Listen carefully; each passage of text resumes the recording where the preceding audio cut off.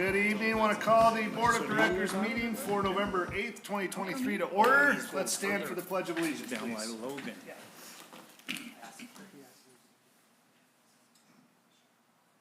Ready, begin. I pledge allegiance to the flag of the United States of America and to the republic for which it stands, one nation, under God, indivisible, with liberty and justice for all.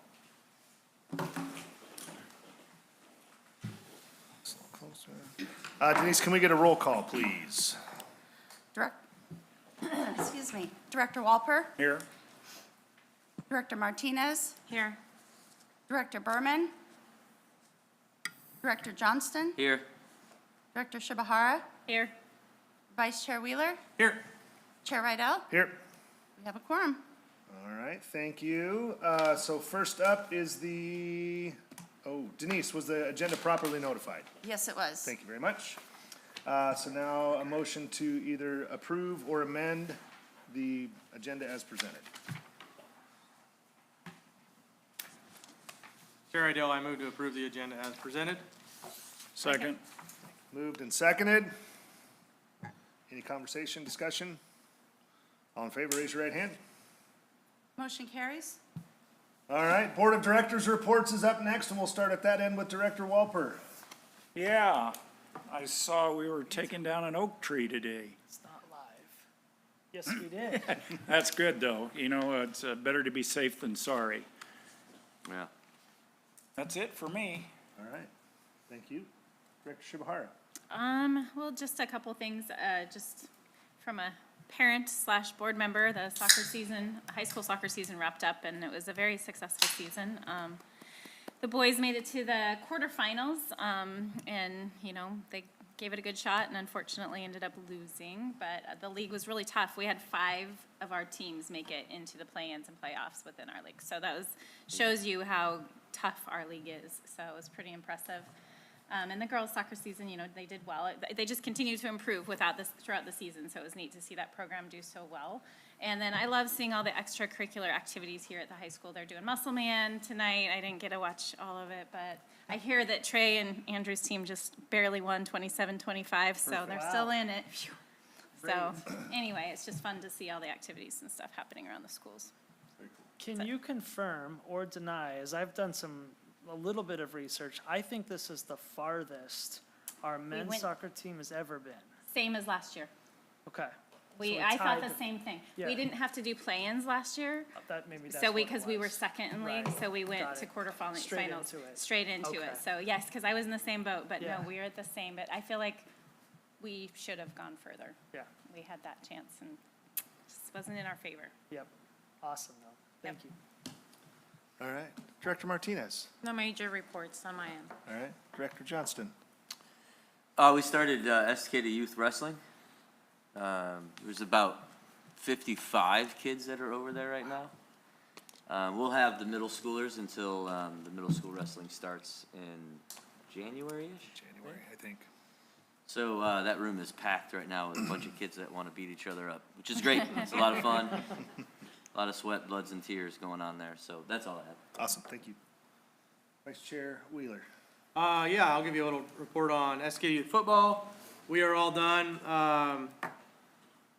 We didn't have any teams that really did super well as far as playoff runs go, but we play a lot of tough competition. Ryan Carpenter's team, the 8th grade group, did probably the best out of anybody, and they had a tough last game at home, but it was, I think, a positive season overall. Again, we play mostly 6A schools, and a lot of times we're outsized and outnumbered and sometimes outskilled. So it's prepping our kids well for going into high school football and going back to 4A and going and beating up the Moalas and the Gladstones, everybody else.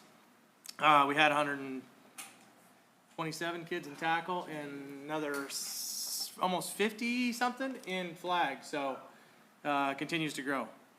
To piggyback on Director Walper's comment about the oak tree, it did come down today. Any guesses on the age? Taking bets. $5 a bet. Price of Right rules. 1,700 years. 1,700, no, that's, I'm guessing $1, that's high. Bob. That's some prices right I would there. say 92 years. Good guess. anybody else? 87. Yeah, I'll I- say 120. That's the best guess so far. It was 160 rings that I could count. Dang. So, 160 years 160 old. rings. Well, you sure tell I'm not a botanist. Well, I guess 78, so I guess we're all pretty terrible at that. Good thing we're on the school board and doing different things, so. And that piece of wood that lays there is somewhere between 15 and 17,000 pounds. Wow. We're trying to figure out how to move it now, Wow. so. Offer it for free. They'll take it away. Well, I don't want it to cut up for firewood. I want it to be something, I had a portable mill guy just at my house this week. He's we'll pretty- talk after. the meeting. Okay, That's it. That's it, all right. And I'll just piggyback on that tree. I know that, you know, we want to preserve the historic trees that we have around here. That one's been going downhill for a long time, so Yeah. of the 178 years, it's probably been rotten for about 40. And so it definitely became a safety issue, and so as Ben said, I think we've got some opportunities to utilize that wood internally within the district to memorialize that and use it in different construction projects that can be visible across the school district in the years to come, so. And I will stick to music, because we got a lot of music stuff going on. So we hired a new middle school music teacher. I think everybody knows that. It seems to be taking off very well. Yes. We had the middle school band in conjunction with the high school band at one of the home football games, which was really awesome to see. So, and they're doing some joint events together, which is awesome. We had high school and middle school fall concerts here in the last couple weeks. I did not make it to the middle school, made it to the high school. And it just blows me away that, you know, in the first 5 weeks of school, you can put together 2 choirs and 2 bands and music. And actually sounds good, so kudos to Rendell and his team for that. I think it was both this week, the choir and band showcases, high school were this week, so that's an opportunity for them to get together with other schools, listen to other schools perform, kind of rate themselves and how they're performing against their peers. So it's a scored event, but it is definitely a great opportunity for them. It's kind of like a jamboree where they get to see what the competition looks like out there, and so that's always motivating for them when they get back.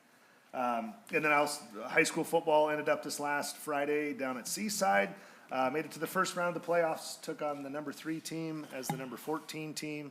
And you know, the fact that we came off of last year and returned 1 starter on either side of the ball to make it to the playoffs is a huge accomplishment. So definitely that team should be very, very proud of what they accomplished this year. Yes. And I think it's rained like 2 inches during the game in Seaside. I'm fairly certain it was terrible. Chair Wheeler, Chair Rideout, yeah. can I add something? Yeah. I think this is a great, I don't know if other parents have felt this way, but I had 2 of my children, my middle schooler and my high schooler, both say that they were a little bit upset because there's no more read days this month. They're like, we want to come in on Friday and get Yep. work done. I think that's an amazing, that's an amazing thing for us. Sorry to interrupt. No, but wanted to make I sure would echo that too, because I had that conversation this evening about read days, so they are obviously working, so. Yes. And that is my report. All right, so let's go to item D, district reports. We'll start with communications. Maggie and Danny, come on down. I feel like it's the Price is Right there now. What are we bidding on now? That's right, Bob, a new code. Good evening, everyone. So in November and October, some of our projects that we've been working on over the last month have been a lot of community outreach events, and we're looking forward to bringing some more out to the community. I know Daniel will talk more about that, but we've really enjoyed our time talking with different segments of the community, and the work continues. We're also working on getting up and running some school tours so that folks can sign up on our website and on a bond website, bring their friends, and just see what our facilities really look like. We're also working on, Josh has done a great job of putting together 3 short financial explainer videos. We're launching those tomorrow. The total of all 3 videos is around 6 minutes. And it just works on really basic how taxes work, how we get our funding, and where your taxes go to. So we're hoping to break this really pretty complex topic out a little bit more accessibly for folks in our community. And then additionally, we're working on getting out to the community before the end of the year, a community report. This will not just be bond focused, but we'll really talk about how our district is doing academically, financially, and in just a lot of different realms, and really celebrate some of our wins and talk about where we're headed as a district. So we're looking forward to getting that all out to all voters as well in the mail. And then some of the recently completed projects, we have community polling, which I know the board will be talking about later. Look forward to that conversation. We are coming to the conclusion of our task force work. I'm sure Danny will talk a little bit more about that as well, but we've learned a lot from the task forces about their non-negotiables for a potential school bond, and I think it will really help shape the work moving forward. So we're going to convene some members of each of those committees to make sure that work is represented moving forward into a steering committee to have that presented to the board. And then additionally, as some of you mentioned, fall sports season is coming to an end. We have really enjoyed that, running events, hosting events. We also brought on some student interns this year, which is more than we've done in the past, and we've really enjoyed working with those kiddos and showcasing some of that work, and we're looking forward to winter sports season. So for community outreach, I apologize, that's pretty small font, but we've been busy. So like Maggie said, the committee work and now moving on to forming our steering committee. So we had the 4 committees that were meeting, which we're grateful that you guys participated in, and we really just helped facilitate moving forward to create the non-negotiables that our steering committee can present to you, and then to help shape a future school bond package, narrowing that scope down like we're hoping to. More school and community events. We had bingo night at Rivermill, and a harvest festival also. We also had other opportunities such as the football games that we were at, all of them too in the rain, with everybody else. And then we also went and met at the community center dinner dance where we hosted dinner, and it was delightful, where we served dinner and had an opportunity to interact and mingle with those folks in our community. And also at the Moose Lodge, which we really enjoyed as well. Moving forward, we're just really trying to plan those community conversations, harness our community into one space so we can make sure we're hitting all people, getting all the feedback we can, working on scheduling a town hall, which all community members and our voters' boundaries will be invited to, really pushing that into the community with flyers and other methods of communication, school tours, more events, and then our frequently asked questions on our website has been updated. We've really been watching the communications on social media and getting the feedback from our committees on what the real questions are and what needs to be further explained, and maybe to us seems a little more clear because we're in it every day. So if you want to take a look at that and see what questions are answered on there, we're really going in depth and making sure that our transparency is very obvious and that we are willing to answer any questions that anybody may have. With that, we'll take any questions. So that FAQ, is that on the homepage of the website, or do you have to navigate a little bit to get to it? It's on the Estacada School Bond website, and there's a top bar that, you can click on different pages. So it's not directly on the first page you would go to if you Google searched it, but it's very easy to navigate, okay. yeah. And I will say, I've been really pleasantly surprised by the amount of web traffic that we've been getting to that. In the 2 weeks after we sent out our most recent mailer, we got over 600 unique views to that website. So that's unique people that are visiting that website. We were happy with that, and we've gotten dozens of questions submitted via that website as well. So it's been great to see. Just out of curiosity, how many do we have population-wise in the school board community? In our voters district, like how many Yeah. registered voters? Yeah, Was it 12,000? We have around Right under, 12,000. yeah. Yeah. Yep. So it's half a pretty percent. Yeah. Overall, hoping we've it'd be seen, more. we've seen around 3,200 people visit the website overall. But that could be, I went on it 3 times. Unique views, unique viewers. Yeah. Yeah. So we've had about 8,000, I believe, total views. I think about 1,000 of them are me, but 3,200 unique views. Okay. Thank you. And do we have an idea of registered voters versus population? don't have the I population don't know that number off the top of my head either. Last time I remember, it was like 18,000, but it's gotta be closer to 20 now. For Escade and Eagle Creek. I'd definitely be interested to pull it again. What's the timeline of steering committees? Steering committee, great question. So steering committee, we're gonna have one big, long meeting. Yes. And I know everyone loves big, long meetings, and we might need to schedule a second one if we don't feel confident with the work after that first one. Yeah, but we're hoping that they'll have a product to present to the school board in December. Awesome.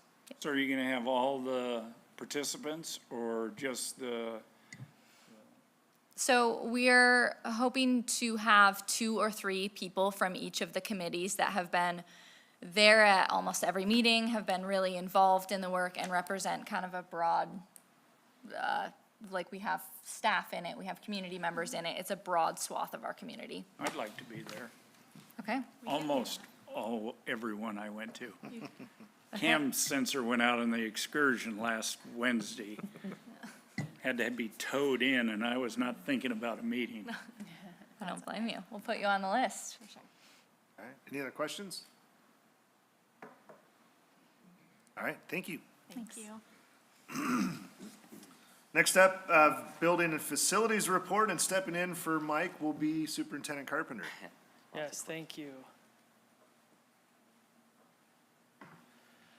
So just wanted to give a quick report out. Obviously, we've begun construction in the Rivermill Portable. Our goal is still to have that emergency additional 5th grade class into the portable classrooms as we return from winter break. Everything is put in place. We are waiting for PGE to electrify the building, and we've been told that there's going to be a little delay in that. And so we're reaching out to some of our local PGE friends in an effort to see if we can be equitably moved closer to that happening. And so anyways, looking forward to that.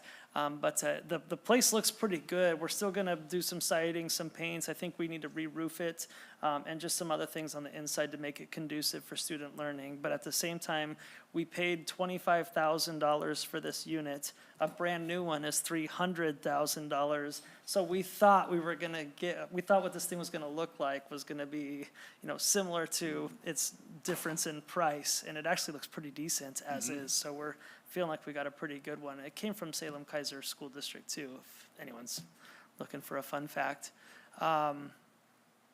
CRE controls upgrade, that's I think about 75% done. Our employees are reporting that the heat in the classroom is maintaining and staying consistent. So far, so good with that, and those people have been a pleasure to work with. And then I'm gonna skip the cooling center because I know we're just getting going in that.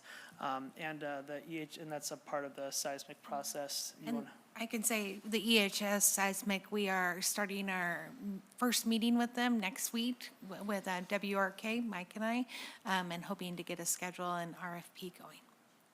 Awesome. Okay. And I'll let Mike in the next month talk about how his team is responding to help desk tickets and that piece of it. But they're just thriving in this, so he's doing a great job. All right, any questions? What's the status of the water leak? I'll talk about that in the superintendent's report. Okay. Yep. Thank you. All right, any other questions on building and facilities? All right. On to finance and accountability report. Ms. Christina Irish. Thank you. Good evening, Board. I'm excited to share with you the financials as of October 23rd. These are information that we had at the time. It is still working through audited information, and this is prior to contract negotiations being settled. So our total resources are about 45 million. Our total expenditures are projected to be about 39 million, which leaves about 6.3 million, which is 15% currently. I am going to be bringing to the December board meeting after contracts are agreed upon by the board and after the audit. So I will be going out for a supplemental budget. When you do that, can you show us what it was and what it's going to be? Yeah, it does, it shows you the beginning, and then it shows you what our adjustments are that we're recommending. Okay, thank you. Yep, no problem. Okay. The next one is our budget to actuals for our instructional services. Our encumbrances in our year-to-date are currently at 92.6%. Our support services are at 86.9%, and we're projecting to fully use our other uses at this time. For capital projects, we have revenue is projected to be just over 1 million. Our expenditures are projected to be 761,000, and that'll leave an ending fund balance of almost 300,000. For enrollment,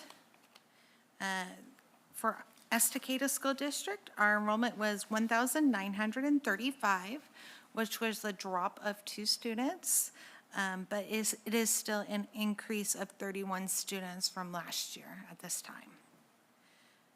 Including our charter school, we're at 3,249, which is 10 more than last month and 148 more than last year at this time. Just out of curiosity, at the beginning of the year, we were projecting 42 students over what we had last year, and it's down to 31 now. What do you think's causing that?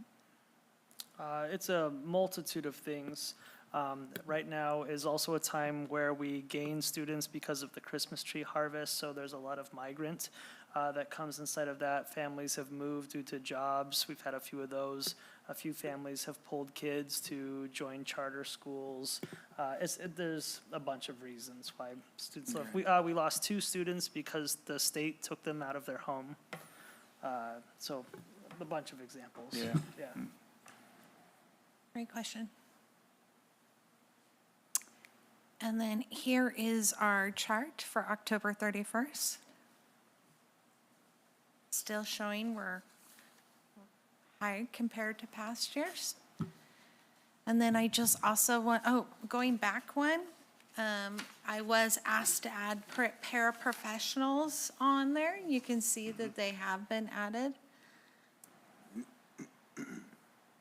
And then in your board packet, you did get the backup for the CET from the city of Estacada. So you do have that in your backup. That was also requested last month.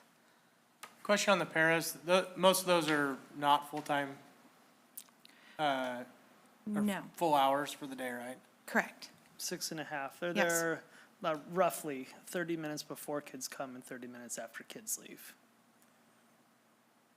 Roughly, give or take. And do we feel like we're good staff-wise? Or would these numbers like to be 10s or 12s or? It depends, is the answer to that question. There is no doubt that we have a growing student population and we need more adults to be with that. There is no doubt we're experiencing kids who are exhibiting more trauma post-pandemic, which just requires smaller groups and more adults all hands on deck. But we're also seeing a direct correlation to the more adults we throw at some of these complex challenges. We're also engaging in more power struggles and students exhibiting aggressive behaviors, mainly due to, not mainly, but in part due to the increased adult behavior support as well. And so we definitely could use more people. One of the things that we've done strategically to improve this process is in the past, this is an adjustment we just made about a week ago, is in the past, we had to obviously monitor the safety of recess and lunch duty, and we were using our paraeducators to monitor recess and lunch duty. Meanwhile, more than a quarter, half of our students were in the classrooms during that time, and our paraeducators haven't been able to support the kids in the classroom because they've had to do recess and lunch duty. And so based on that data and using our evidence-based leadership framework that we do and have been nationally recognized on, we've noticed that we need to hire lunch recess monitors. And so we've established that worker group. We've just hired 8 of them. Believe it or not, there's a high demand for particularly mothers who just want to work in their kids' school and just be there for a little bit of that time. And so it's too early to see, Vice Chair Wheeler, if that change has impacted the support in the classroom. But by freeing them up for, in some cases, hours, this should allow us to better support our kids in the classroom. And we're trying to do that from a different perspective. Question is just kind of off the wall. So with the COVID era, we noticed that there's more trauma with some kids, Yes. and it causes classroom issues. I know personally, like with my kids, it kind of forced them to grow up sooner than I would have assumed, Sure. because we still had to assume our normal lives. Do you see that gap? Like that there's some kids that are maybe more ready, Yes. and there's some that, and then there's this other group that we're talking about. Yeah, absolutely. So our challenge with the pandemic is twofold in Estacada. The first is even though we're doing a decent job closing the gap when it comes to curriculum and learning attainment, what we're seeing is a lot of emotional immaturity. And the most simple way to say it is our sophomores emotionally are acting like 8th graders, and our 8th graders are kind of acting like 6th graders.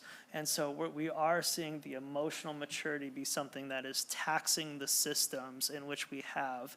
The second problem in Estacada is we have a ton of new families and new kids in our school districts, and we have no historical relationship with them. And so as they move in, we don't know if they have special education needs. We don't know what trauma they're coming from. And so just the influx of new families whom we love, and we're so happy to have more people inside our community, but just the taxation on our system to get to know them, identify what they need as an individual, and work with their families too, some of whom have been also very complex.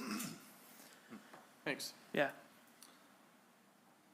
And I'd just point out when we look at this page, right, when you look at the current 2nd through 5th grade classes size, if those class sizes don't change, the Yeah. high school is gonna go from, where is it? 545 to 670, Yes. so 125. With the snap of a finger. Right, so I mean, that's, Yeah. as every year that we graduate a class, that class is smaller than the years Yeah. that are behind it, so. What blows me away, just in looking at this sheet tonight, is that we have 1,935 kids in our district today. We just hired a company to do a 10-year population study, and we're literally like 70 kids away from where they predict we'll be 10 years from now. How much should we spend for that study? How about that? I don't think I'd hire them again. Well, they were trying to be conservative, which I appreciate. You got a job to do. All right, any other questions for Christina? And Christina, is there anything not disclosed or shown on the financial report that we need to be aware of? No, Okay. not at this time. Thank you. All right, on to item E, superintendent's report. This has been a great board meeting so far. I just want to Are you preparing it, thank you for asking so many great questions. preparing us for a nosedive in the allowing quality me of the meeting? allowing me the opportunity to talk. I love long meetings, by the way, Vice Chair Wheeler, so. We know. As long as they're productive, I'm fine with them. You bet. Okay, so I've got about 7 things I'd like to run through the Board of Directors as your superintendent. But I'll keep them short and sweet. The first one is just to confirm to Director Walper's inquisition, and I appreciate the statements that have been said, that we did remove a 130-year old, 60-year old oak tree today, and it does pain our hearts because we know how important the Estacada memories and legacy are inside our school district. But I do want to remind our community who are listening tonight that a portion of that tree fell down in the middle of the day, and had anybody been standing under that, it would have been fatal, let alone injurious. And so we do need to be good stewards of our property, and while it's painful to bring this tree down, it was necessary, and this is why you ask us to make these very tough decisions, and this one was a tough one. I want to commend Vice Chair Wheeler, because throughout the process, first of all, we hired local arborists. We got a first, second, and third opinion to determine if that tree was truly rotten or not. Then we hired locally to ask some people from our great, hardworking logging community locally to come down and take this tree down in a respectful manner. And this is where I want to commend Vice Chair Wheeler, because unlike some other trees that we do fall in our district, we donate that tree to community members for firewood to keep some of our most needy warm during the winter time. In this case, this tree was special because it's been in front of Estacada High School even before it was Estacada High School, although not by much. However, it's important to note that we intend to keep this very heavy tree that Vice Chair Wheeler talked about. And our hope is, if we are successful in a bond, that we can incorporate that tree into some aspect of the new high school. And if we are unsuccessful in the bond, we'll need it to like build a roof or a 2x4s or something of that nature. So we will go through that process. That was a longer one than I expected it would be, but I wanted to just state that publicly for the record and know that we did everything we could as a school district to salvage and respect that tree. The second thing that I wanted to point out is your superintendent has gotten a lot of emails and written correspondence about the state's change to the graduation requirements. And I wanted to just take a moment to educate the board as well as the community who is listening that during the pandemic, students they must take the Smarter Balanced National Assessment in order to graduate. Before the pandemic, if a high school sophomore or junior, an 11th grader, did not pass certain sections of that test, then in their senior year or the 12th grade year, they were required to pass essential skills that were equivalent to the parts of the test that they failed. If they did not meet those, they could not graduate. If they did meet those, then they were eligible for graduation. During the pandemic, it was the essential skills that the state took away, ultimately saying that if a kid passed or did not pass the Smarter Balance, was not a preclusion from them meeting the standard 24 credits of graduation and being required to graduate. So what the new governor has done is just permanently eliminated the essential skills from that specific asset. So if someone is saying like they don't care if you can read or write anymore, that's not necessarily the truth. However, in that one test, it would be where they didn't demonstrate proficiency in reading and writing in that test. I just wanted to state that for fact of where the state is. However, the Estacada School District is more rigorous than the state's minimum requirements. And what I mean by that is because we are a standards-based grading school district, in order for any kid to pass a class to get credit-bearing course towards their graduation, is they have to demonstrate proficiency in all grade level standards in that grade level or in that content area. And so even if a kid doesn't demonstrate proficiency in the Smarter Balance test, we're already doing our essential skills from K-12, but from 9th grade for sure onward. And so the Estacada School District can say with confidence that even if a kid didn't demonstrate mastery in one specific portion of that nationalized standard test, we can still guarantee using evidence and the standards that Estacada kids are getting grade level standards and don't pass the class unless they do. And so I just wanted to clarify that while In national news, and while in state news, the graduation requirements for the state has reduced, Estacada has not reduced its graduation standards, and I just wanted to clarify that, okay? And third, which is a report that Director Walper had asked for as well, is just an update. And for those that are unaware, we had a very, very rainy weekend. And on Monday, when our custodians and administration reported to school, we had noticed that there was standing water in the pod, first grade and kindergarten pod at Clackamas River Elementary School. So while I want to commend our great grounds and maintenance team and educators at Clackamas River Elementary School, everyone went all hands on deck. We were able to have school not impact learning, and we had to temporarily move one first grade class into a different spot where they are still conducting their learning experience. As we investigated what had happened, we have a private daycare that exists inside Clackamas River, as we do inside River Mill as well, to meet the needs of our community who tells us you need daycare in your schools. And so we're fulfilling that obligation. What we had learned was over the course of the last week, they were doing some bouncy ball type, dodgeball type activities, and several of the bouncy balls had gotten into the gutter and didn't report that they needed to come down. And so when it rained hard over the weekend, the rain filled up our gutters and the balls blocked it from the drain spout. Ultimately, so the water poured into the courtyard, came in through the daycare, and then like everything, rolled downhill into our classrooms. And so we've worked through our insurance carrier. We're working with the daycare in the process. We have already gutted one of the classrooms and put new carpet in. This is something our insurance will cover.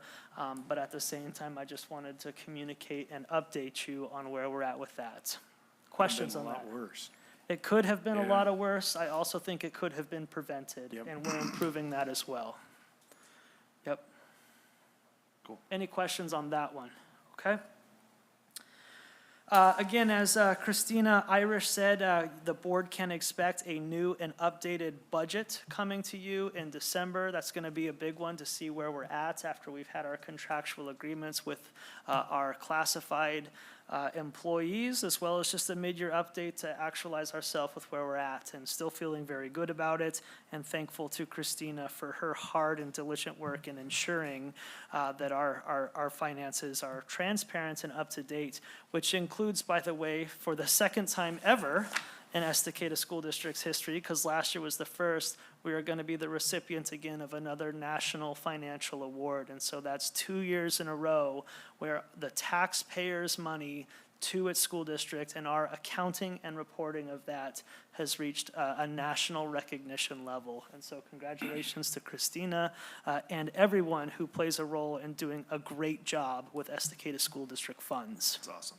I got a quick question for Yep. you, if I may. Of course. The members of the union, did they vote on it and approve it? Yep, to a 97% ratification vote Okay, and when will it be presented to us? tonight. Okay, Yep, that's what I wanted to know. perfect. I'm excited to lead and co-lead a conversation today about our bond pulling conversation, and I very much look forward to that, and our team is prepared for that conversation. Moving on to number 6, we still have some student behavior issues, as alluded to, based on some of Vice Chair Wheeler's questions. And I just wanted to share with you all that we're making some system adjustments in an effort to incorporate some of our learning specialists and other special education experts to have a more co-ownership role in how we're responding to escalated behaviors and that piece of it. And so I'm excited to share and give updates with you as we wade into some of our systems. As we're 2.5 months into the school year, there are some broken systems that we need to improve now in an effort to improve the experience of our teachers, our employees, and most importantly, our students. Is that all buildings? K-12, yep. And then number 7, which is the last one, I'm excited to announce to the Board of Directors that the Estacada School District has been successful in another major grant. Thanks to, unfortunately, we can't celebrate Mike Ware, but Mike Ware has become a tremendous grant writer for our school district, and I think he is now approaching $5 or $6 million of grants that he's brought to our school district since we hired him a few years ago, and which is just tremendous. This grant is important because you do not see many athletic field grants out there. But Mike Ware wrote a compelling enough grant that a organization has just basically given us $1 million to turf the baseball and softball fields. And what I mean by $1 million is this grant ultimately pays for 70% of the entire project, which is just a monumental win across the board as we think about growth and capacity. These two projects are on our bond list. And again, I just want to clarify, really for the community, but to the board whom you represent as well, is the community pro-bond or strongly anti-bonds? Unanimously, everybody tells us over and over again, we need to do whatever we can to get grants, and we need to do whatever we can to offset costs. And here's a great example of our effort and success in doing just that. And so the timing may not be awesome. There are other higher priorities in our school district than turfing the baseball and softball field, but at the same time, we've been successful in an opportunity to do something that's on our 30-year plan list, our long-term future plan list, at a very discounted cost. And so I'd like to have a deeper conversation with the board about what that looks like and how we can involve ourselves to ensure that we don't miss out on another opportunity to upgrade our assets and our facilities in a very cost-effective way. Questions on that? No, thank you, Mike.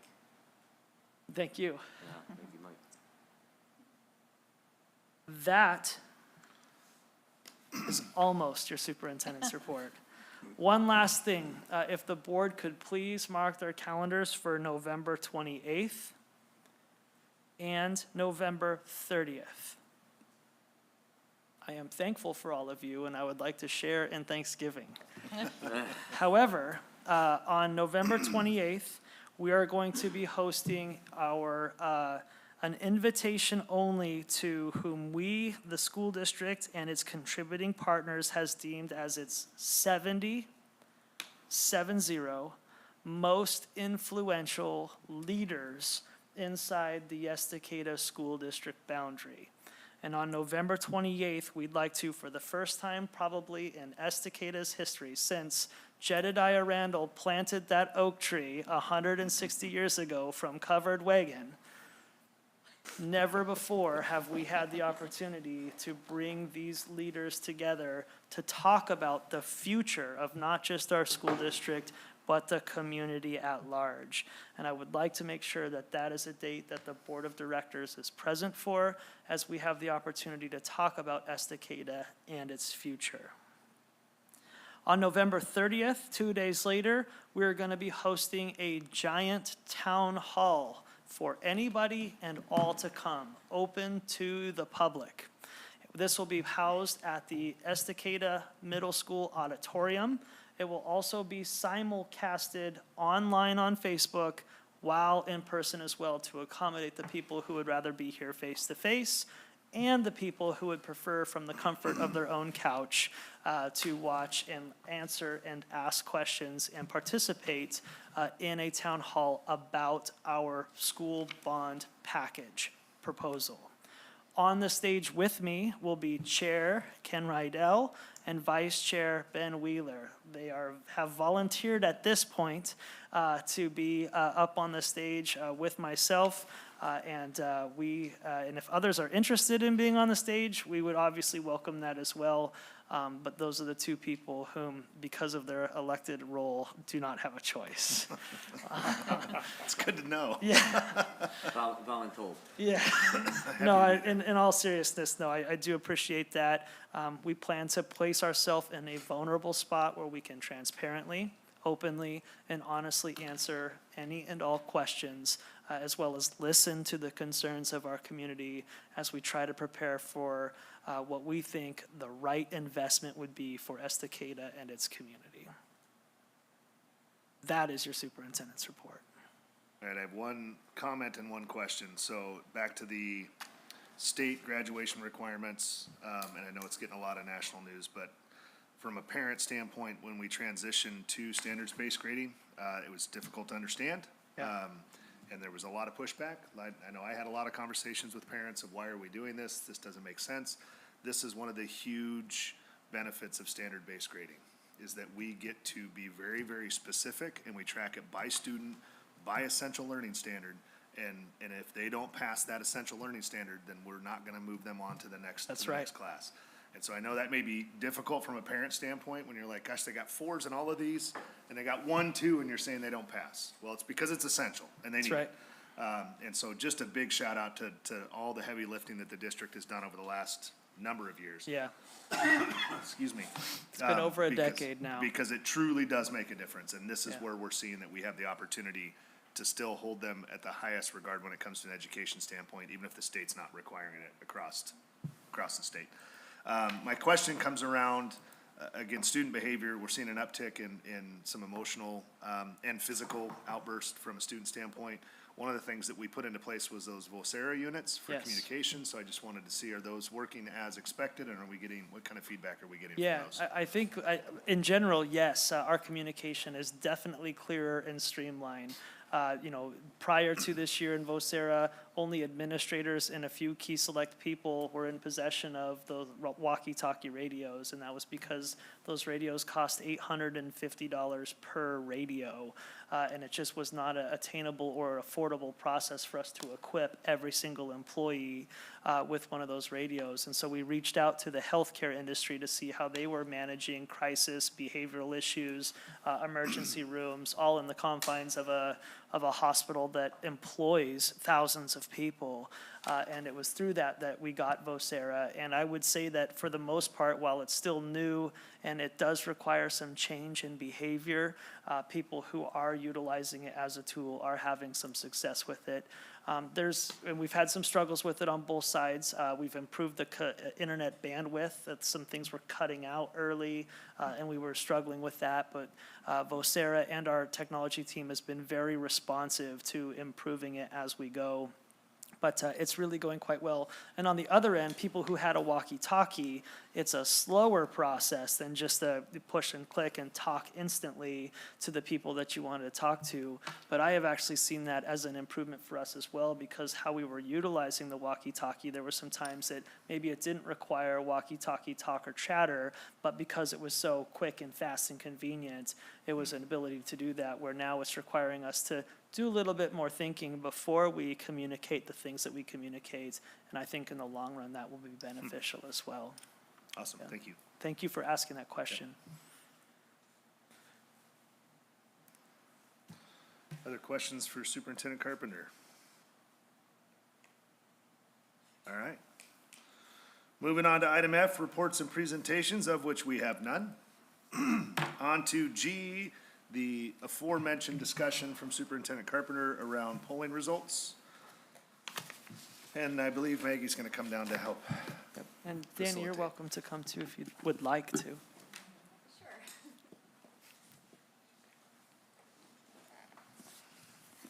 Okay, so I'm excited to kind of go through just these survey results here. I do want to say these are hot off the presses. We just finished surveying on Friday, so we've just really begun to dig into the data, but we do have some good insights already, and I'm happy to take your questions, answer some, and write down the rest of them. So please ask any questions as we go throughout this survey presentation. So you should have them all in front of you. You'll see kind of the messier top line data and then the presentation data that pulls insights out of that messier data. So per usual, we surveyed 400 likely voters in the Estacada School District, and we used an electorate that would look like what a May 2024 electorate would look like, and I'll talk about that a little bit more later. The interview process took 3 days, and as always, this is at a 95% level of confidence, so they've been pretty accurate in the past to what we've seen in other polls. We've seen a lot of consistencies, and we also saw some consistencies during our 2020 bond, so we do feel good about the results of these polls, but there is that 95% level of confidence. We'll talk about movers a little bit. Those are voters who move throughout the course of the survey, and you'll see a lot of that movement, and what moves those people to either supporting or not supporting the bond if they started out undecided or if they started in an opposite camp. And then just for demographics, we talk about under 50 as younger voters, over 50 as older voters, and seniors are 70 plus. So here's our district's just overall demographics, and they're a little bit different with that likely May 24 electorate. Most notably, we see a large older population that tends to turn out for those off-season elections, and that's the thing that I really think is probably the most noteworthy. We also see a decrease in independents or non-affiliated voters because of the way it's set up in Oregon, where they can't always vote on as much in those off-season elections. So where we start on the polls, we start at a deadlock of 38-38, and we have a pretty large camp of 24% that start out undecided. So we really want to track the movement as we go throughout this survey. And you'll see at the top we have some comparisons with past polling as well. This is a really nice thing of sticking with this company. We have some longitudinal data which we think is really helpful. We're able to see where we're going over time. I do want to put an asterisk by that in some of our past polling we have asked for different amounts of money. And so this is our largest and most complete package at this time that we've asked for.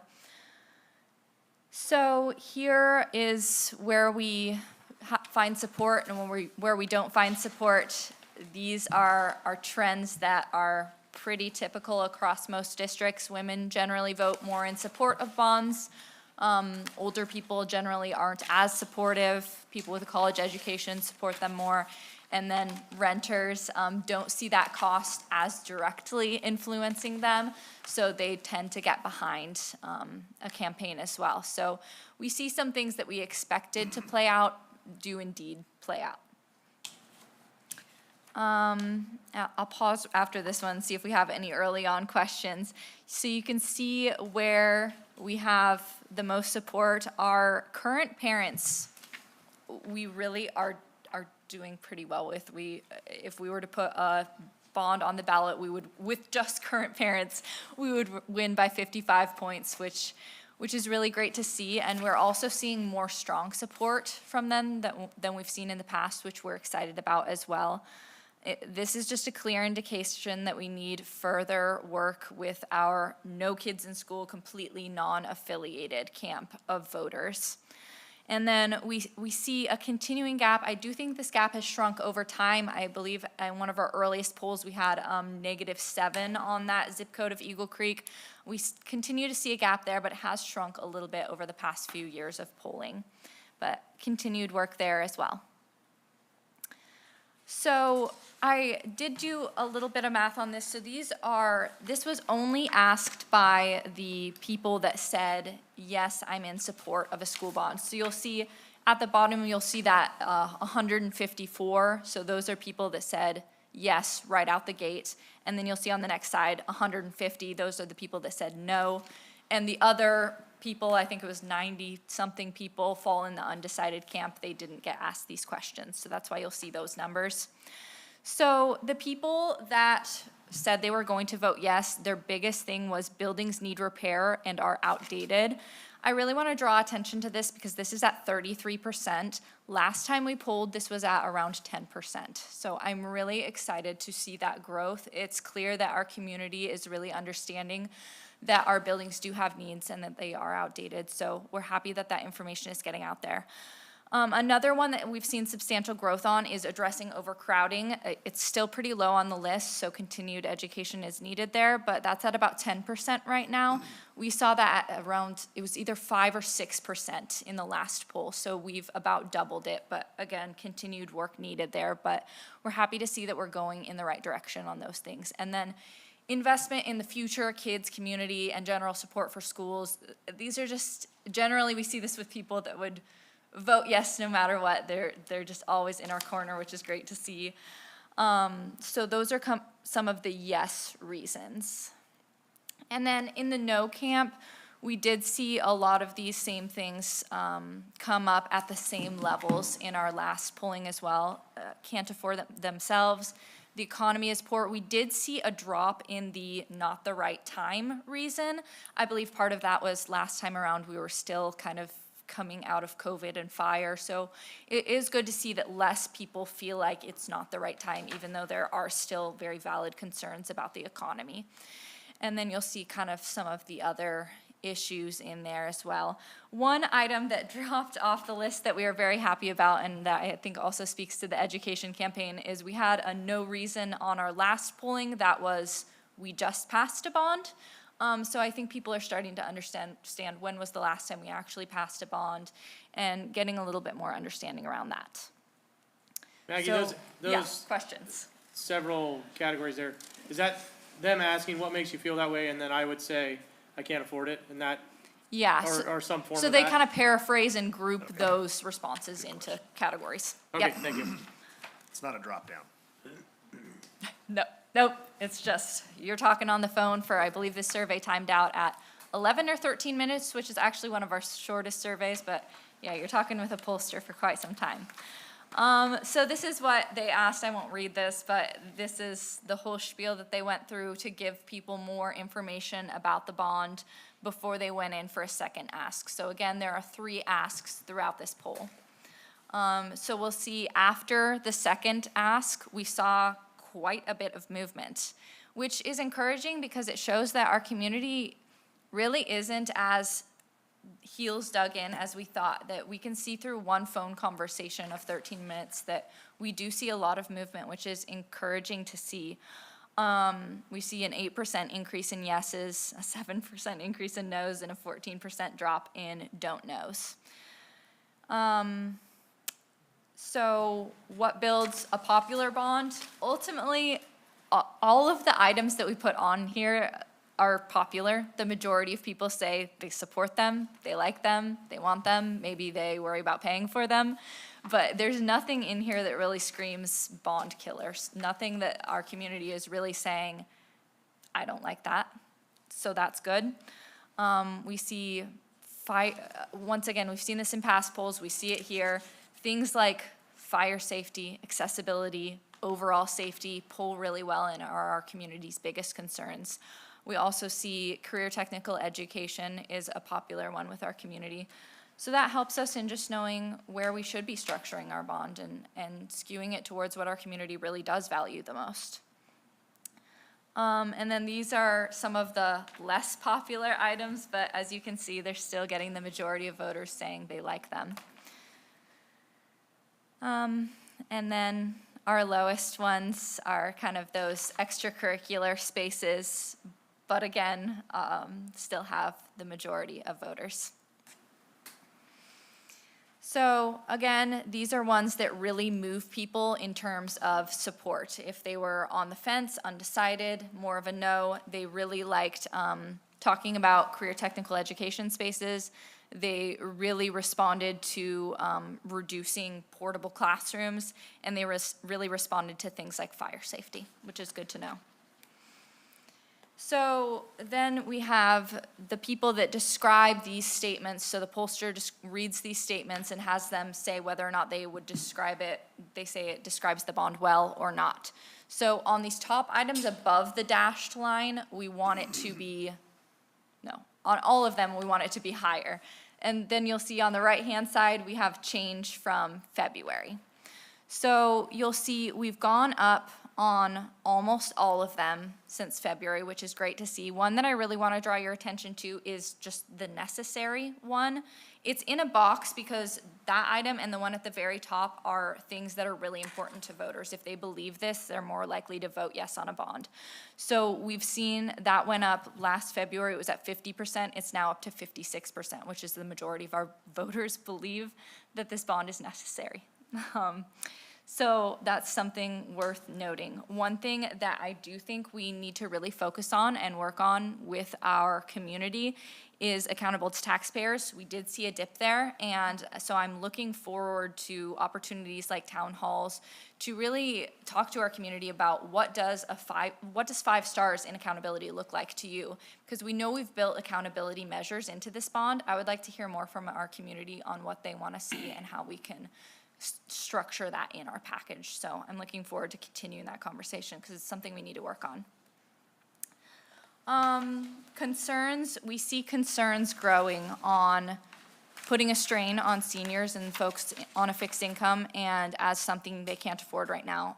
That first one went up 5 points since last February. The second one went up 1. Interestingly enough, less people are concerned that this will lead to wasteful government spending, which is great to see. That went down 5. And I do believe that part of that is because a lot of people do feel that this is a necessary bond. It's not wasteful spending because it's necessary. So that is great to see. And that 39% is honestly pretty low compared with what some other polls have seen. I think that's because of you guys. Thank you. You're doing an excellent job. I mean, we were terrible 10 years ago. I wasn't on the board, but and I think we've shown the community, you know, where our heart is. I really do. I appreciate that. And I hope that we will see some of that trickle into that accountability too, and that we can gain some trust that we will continue to be accountable if we get a large investment of this amount of money. And then these are just some recommended messaging. I'll let you read that on your own. But accountability comes up, addressing overcrowding and just safety, ultimately. So at the end, this is where we end up. 48 yes, 45 no, and we go down to 7% undecided. And one thing I talked about with the polling group and when we were looking over the data is that 7% undecided is made up a lot of women, independents, Democrats, people that we often see fall on the yes side at the end, which is very unusual. Usually people that are undecided at the end are going to end up voting no. So that's something that while they're still undecided, they do fall in those demographic camps that usually lean yes. So that is one bright spot I wanted to point out. And yeah, we see a lot of change after just one phone call. So these are, as I said, these are some of our outreach groups, the people that moved throughout the course of this phone call. We definitely need to reach out to folks like that.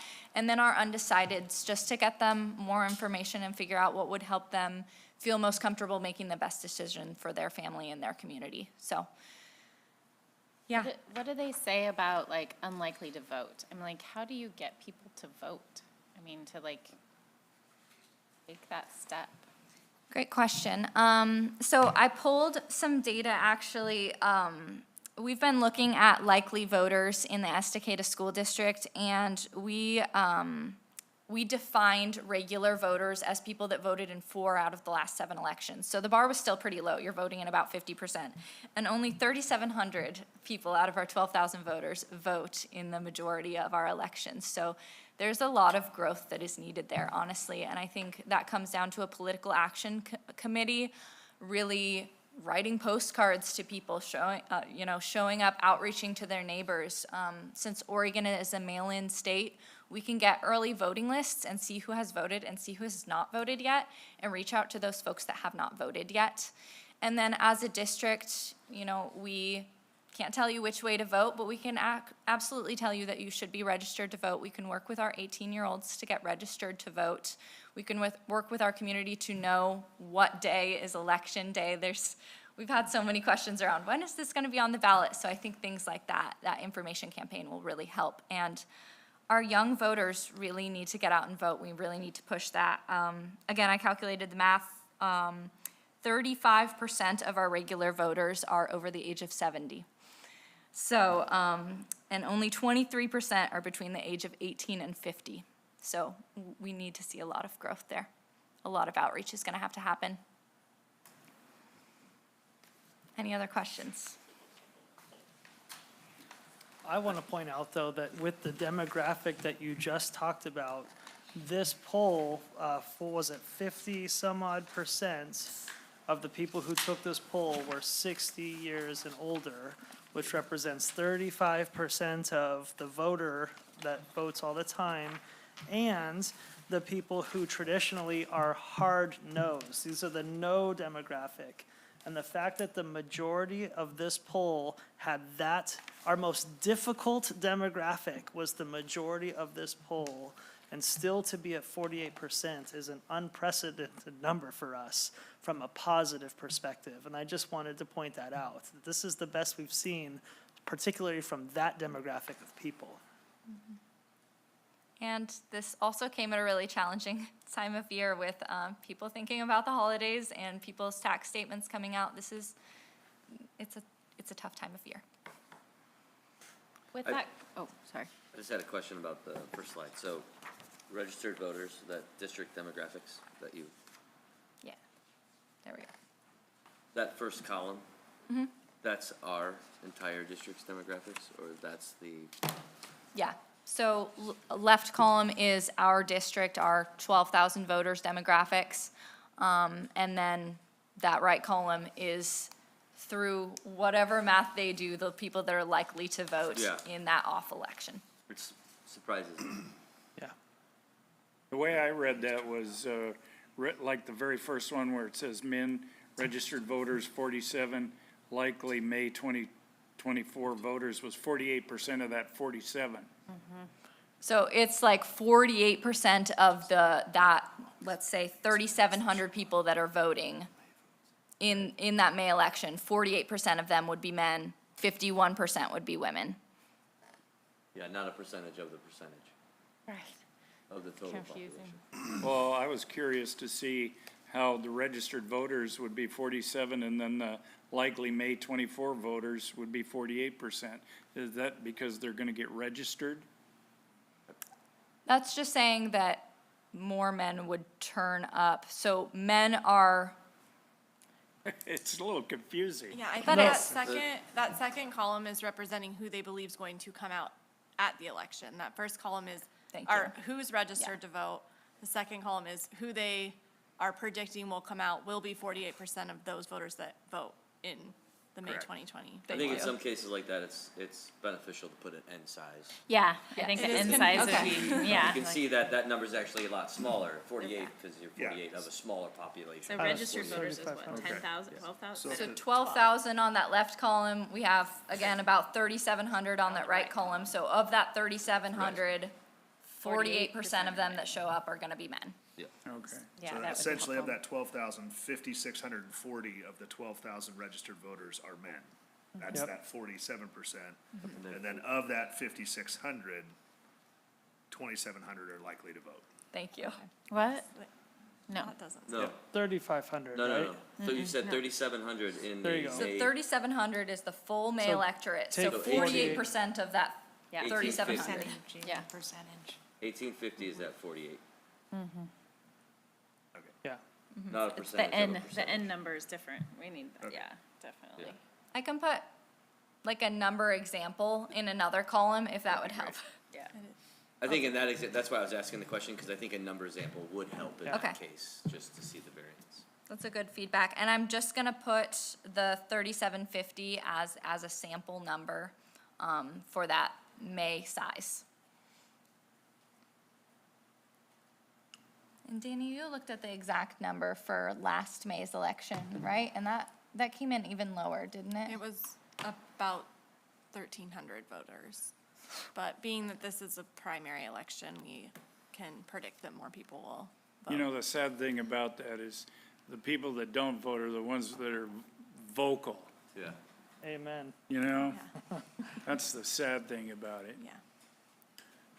Danny, what was that number you just said? Sorry.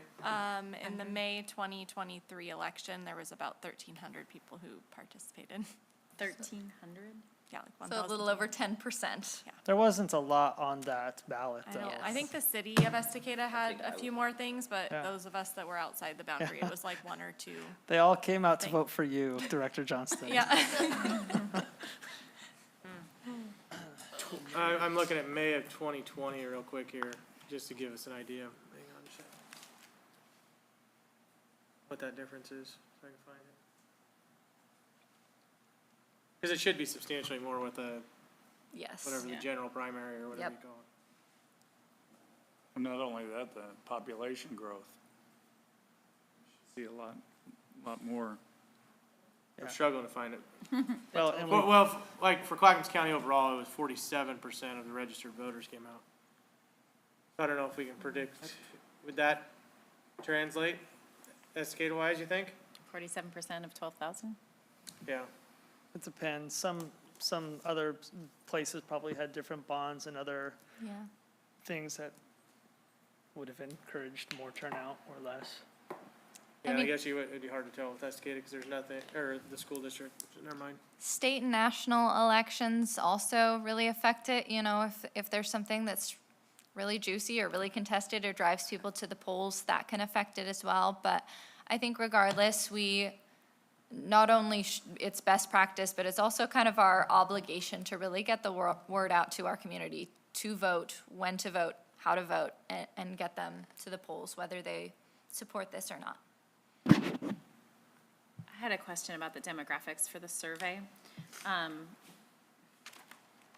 know that this is the recommended breakdown of demographics, but it just is, I mean, is it pretty much, can we exponentially take this number and say, if we had more of these, I don't know, independents showing up, then our yes would be higher? I mean, is it just basically you can take math and take these numbers and figure out, like, our yes would be more if we had more of those people we surveyed or polled, or, you know what I mean?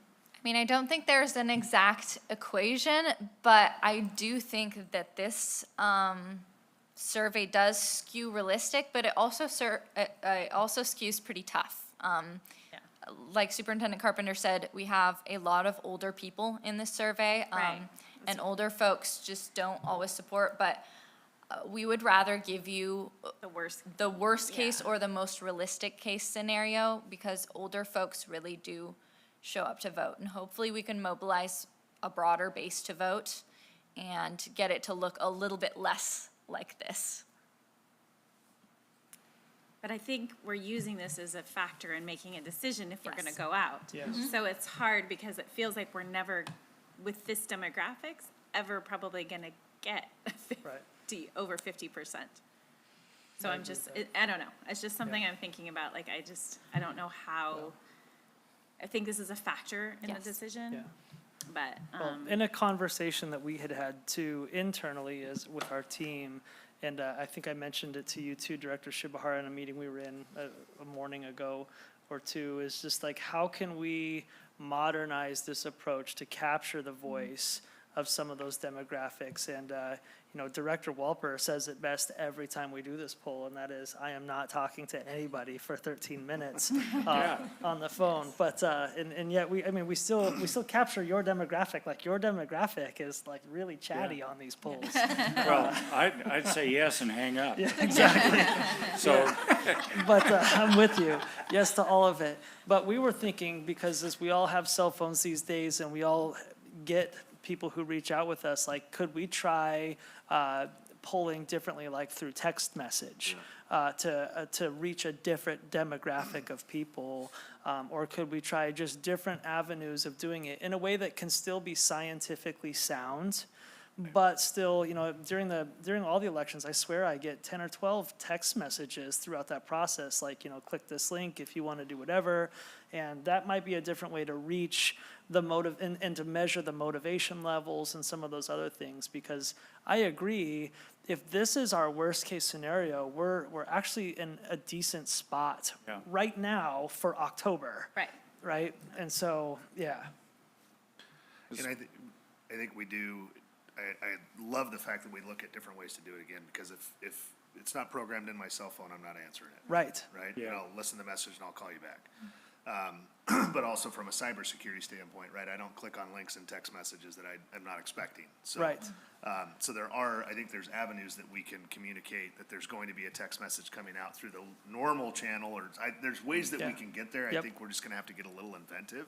Yeah. And I know Director Shibahara even brought up, is there a way to brand the phone number to reference Estacada School District? I So don't it know if looks that's like we're legal, right? I calling. mean, there's things we have to go through there, but Yeah. can it be on behalf of Estacada School District type of a thing, so that when the phone rings, I'm like, okay, I'll answer it, and worst case, if it's something bad, I'll hang up. But if it's just a random number, an 800 number, I get 20 of them a day. Or and I Nebraska, just- or, But I did confirm that they use an Oregon area code. I don't know which Oregon area code, but I did confirm that one at the very least. But I agree, a lot of people don't, even if it's a 503 and you don't know it, a lot of Yeah. people do not answer it.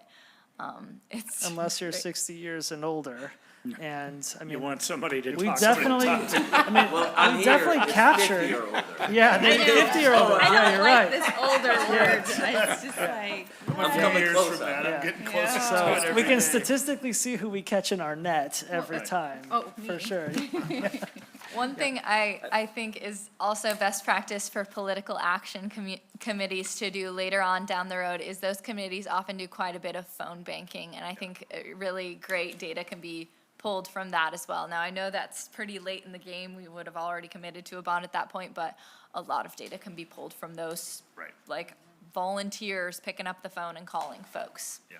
So while we're on that subject, just out of curiosity, what, if they called me for a survey, what number would show up on my phone? So for this survey in particular, it would be either a 503 or a 541, I believe, number that would show up on your phone. Okay. I don't know the rest of it, but a 503 or a 541. But it wouldn't say a name of any sort. Right. It No. would Right, just say be- unknown It'd be or- an unknown. I actually got a call recently, and it said political call under it. You know how some say spam call? And that was my first one Yeah. that was labeled by iPhone as political call. So it's possible, and I can ask more questions about that. Also, different phones have different screening methods, but it's something to look into more. Yeah, if we're gonna try to get that group 40 and under, right, or even 50 and under, we're gonna have to change our approach. How we do it. We're And just I'll- gonna have to get those numbers. Sorry, Danny. No, I cut you off, I apologize. And also, I mean, it may not be perfect data, but we can maybe try to collect some of that information at a town hall and just kind of get a general idea of age and who's showing up and who's interested and who's showing that they're a no vote or. And we can do a real quick QR code, right? QR code, Yeah. you don't even put your name in, QR code, age, Right. right, or whatever you wanna put in Yep. there, but Range or whatever. that's a really quick and cheap way to do it. Yep. Yeah, so we've done when we did like our park series events and stuff like that, we had a raffle and to enter into the free raffle, you had to answer yes, no, or undecided, and that was really valuable information to collect. Granted, we got it from maybe around 200 people, but we still entered it into the voter database, and over time, we hope that collects more and more. I think this is a while back, so I won't put this in pen, but we were around the 60% of yes supporters of the people that showed up at those events. Which I You don't know- expect. You know, I think it'd be interesting is for the forum that we're gonna have across the street. If you had a little form to give everyone as they come through the door, and you said, yes, no, undecided now, and then afterwards, track it. yes, no, undecided, and see, you know, how good of a job we do. Yeah. Really, you it'd be walk like a into- report card. Yes. Yeah, like you walk into an airport bathroom and you say clean, it's one of those screens, a bunch of screens, and you just. Yeah. Well, just like this Yeah. survey does, they ask at the beginning, they ask at the middle, and they ask at the end. But I think beginning and end would Yeah. be, I think that's Just a a great simple little idea. card, you know, Yeah. that's just yes, no, undecided twice, Yeah. before and after. And if we could get, yeah, Be the age interesting to group see. or We gender can, as we optional. should do that. We will do that. That will be fun. Yep. And You might if get a they D don't have or to an put F. their name Right. Yes, on the anonymous. raffle, it felt maybe it could be a little skewed considering they were Hopefully trying to we win get and they an had A. to put their name and email on it. Yeah, I that's think true. if it's anonymous, maybe Turn it it'll in be. and say no, but I still want my prize. Yeah, I think you're gonna not get the most accurate data on this. So I think, so next steps are these community town hall things, the groups coming together, and then we're gonna poll again, or what's after that? Great Yeah. question. Or So, Will, did you have another question? I had a quick question. So, I know it didn't mean to happen this way, but it ended up targeting one group. Yeah. That's what the data shows, or that's where we got it. Is there any benefit to see how strong the yes is from another group that would vote yes? To So- target that group to see if it does come out at 85%? like pulling the yes group, Correct. we could do that. Or are you saying doing a targeted like That, 18 to 50, and that's the only people we want to talk to type of a thing, and seeing how strong well, this that is? tells us one thing, but it tells us one thing on the group that we didn't know that we would be able to actually get 38% from. Right. I mean, and I think the other side of that is the yes as strong as we believe it is? Yeah, I don't know if we can do that, but it's you just, can. Yeah. just something we could do instead of trying to get as many as we can. Right. Maybe we Yeah. try to see So- how strong the yes is. Yep. So a couple of things, and I really appreciate that because I am curious in that as well. And while I think it's important that we go measure that and also measure the motivation behind it, which is going to be critical in this election too, it is also important to note though that this poll does accurately reflect who shows up on election day to actually vote. So if 80% of that demographic is in favor of, which I would predict it's somewhere in there, that doesn't necessarily correlate to that demographic also showing up on election day to vote. Yeah. But it could give us a very big target. Absolutely. It right, tells to us who say- we need to Right. come out and get to vote, is those strong supporting folks. And that definitely is and again, from the school district side, we just want everyone to vote, but a political action committee or others could really harp on that pro or against in that favor. So to the next question then, with this data and where we're at in October, the district would like the board's blessing to continue forward. This is not the time to make a decision of to go out for a bond or not. We don't have to make that decision until January. The end of January. The end. Very end. The Thank you very very much. end of January. We'll call it January 30th, okay? And so we don't need to make a decision to go or not to go yet. However, the data is telling us, again, based on the demographic and where we're at, we are making gains. Our communication of what the school district is in dire need of, both upgraded facilities and growth in capacity, and setting ourselves up for the next 30 years of success in our community. We're moving things in the right direction. And so I would recommend to the board, if I could get your blessing, not for vote, just your blessing to continue to move forward. And then I would like to explore two different options. One, how can we creatively, but also scientifically, measure the demographic who we do think is underrepresented in this poll, which I would say is 50 years and younger. I would like to know more information in that regard. And then again, I would recommend that we probably poll in January, similar to this, to see just where we're at, and that would be the final decision time.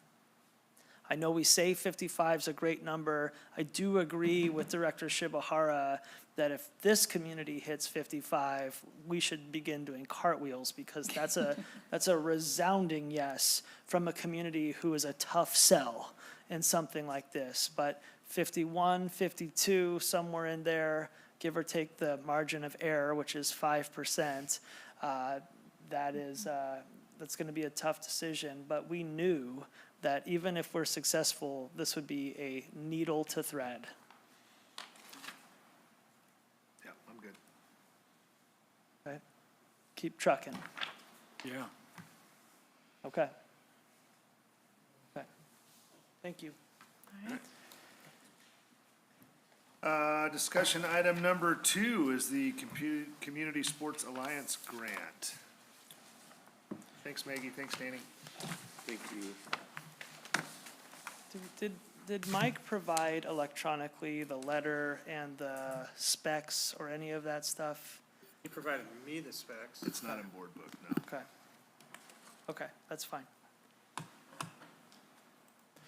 So really, I just kind of wanted to, in board leadership, wanted to just kind of open this conversation up to the board in terms of thoughts.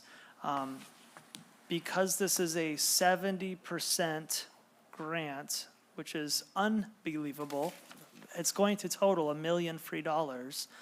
It also requires a 30% investment by the school district.